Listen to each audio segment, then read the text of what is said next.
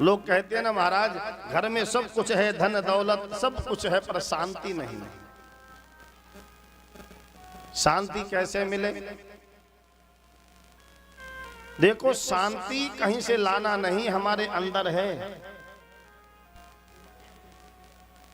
अंश अंशी की ओर दौड़ेगा। पृथ्वी से बनी हुई वस्तु कितनी आकाश में फेंको पर लौट के पृथ्वी में ही आएगी। जल कहीं भी बहे, नदियां कहीं भी बहे, पर जाकर के समुद्र में ही मिलेंगी, क्योंकि उसी का अंश है। उसी प्रकार ये जीव क्या है? बोले ईश्वर अंश जीव अविनाशी। हम ईश्वर के अंश हैं, तो हमें दुखी क्यों? क्योंकि हमारा ईश्वर तो शांताकारम भुजग शयनम, हमेशा शांत रहते हैं, हमें तुम दुखी क्यों? बोले बस एक अंतर है, शांति चाहिए तो तुम कुछ और मत करो, जो कर रहे हो वो करना बंद कर दो। कन्फर्म है, यदि तुम जितना कर्म कर रहे हो फिर भी दुखी हो, तो जो कर रहे हो वो करना बंद करो, निश्चित तुम गलत कर रहे हो। पर हम ऐसा नहीं करते।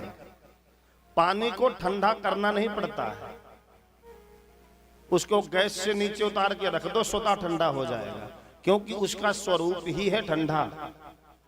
गर्म करना पड़ता है, ठंडा नहीं करना पड़ता है, ठंडा हो ही जाता है।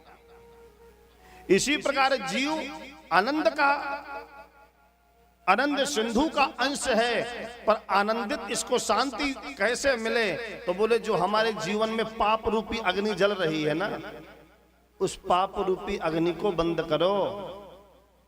पर हम ऐसा नहीं करते। हम क्या करते हैं? जैसे पानी गर्म हो गया, आग में रखे हुए ठंडा करना है, तो हम क्या करेंगे? बुरे बर्फ का ढेला डाल देंगे।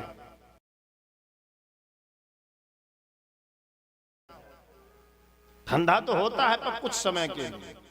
उसी प्रकार हम और आप कथा में गए, कथा सुनी, भैया पाप नहीं करना चाहिए, ठाकुर जी की पूजा करना चाहिए, सुना, भाव आया, 2-4 दिन पूजा किया, मन लगा, पर 10-15 दिन बाद फिर अरे महाराज शुरू में तो मन लगा पूजा करने में, पर अब फिर वही समस्या।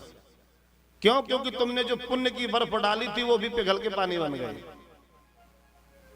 जो कर रहे हो वो बंद करो, ऊपर से पुण्य की बर्फ मत डालो।